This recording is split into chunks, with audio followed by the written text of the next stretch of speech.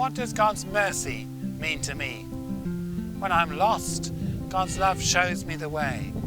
When I'm hungry, God's love gives me food for the journey. When I feel trapped, God's love sets me free. When I have sickness in my soul, God's love heals me and makes me well.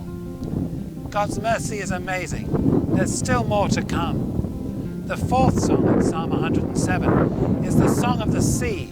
It's the best known part of the psalm in Britain. Some went down to the sea in ships. They did their business on the great waters. The song goes on to describe the terror of sailors being caught in a sudden storm at sea. God spoke and raised up a mighty wind. He lifted up the waves of the sea. They went up to the heaven and down to the earth. Their spirits melted away in their distress. Then they cried to the Lord in their anguish. A storm at sea is terrifying. In the 21st century in Britain, we're used to the lakes and the sailing and the sea. But in the ancient world of the Bible, the sea was seen very differently. The oceans were unknown and dangerous. The powers of the storm were immense. Any expanse of water was feared. The sea and the storm are symbols of chaos in God's ordered world. Think back to the beginning of the book of Genesis.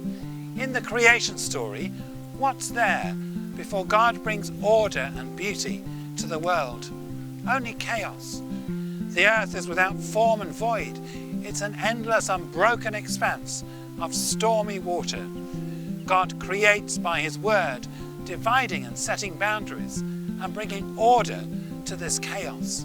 The whole creation story is a story of God bringing order out of the stormy forces of chaos.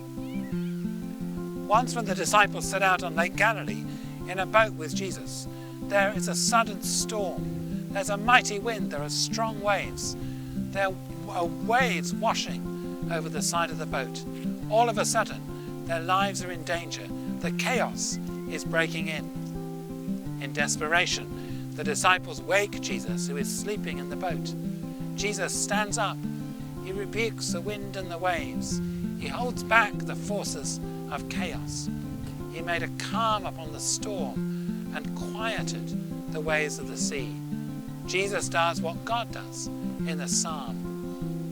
Everything is still. Dead calm on the outside. Deep peace on the inside. Do you see the great truth in the image? Our lives can often seem as if they might be overwhelmed by the forces of chaos beyond our control. Sometimes our own choices unleash those forces. Sometimes it's circumstances way beyond our control.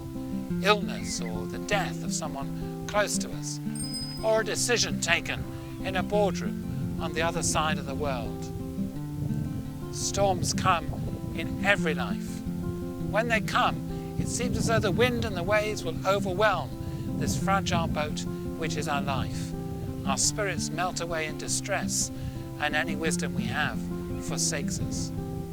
Those are exactly the moments to cry out to God in our distress. He is stronger than all the forces of chaos which rise up in our lives. He alone can make a calm on the storm and still the waves of the sea. He alone is able to say, "Peace, be still." He alone can bring order out of chaos and bring us safe again to the harbour we long for. And in this way too, we discover how much God loves us and how solid and real and everlasting is his mercy. This is a fourth way we know we are loved by God. God's love makes a difference. We were lost, and now we know the way. We were once prisoners. Now we've been set free. We were diseased. Now we're being made whole.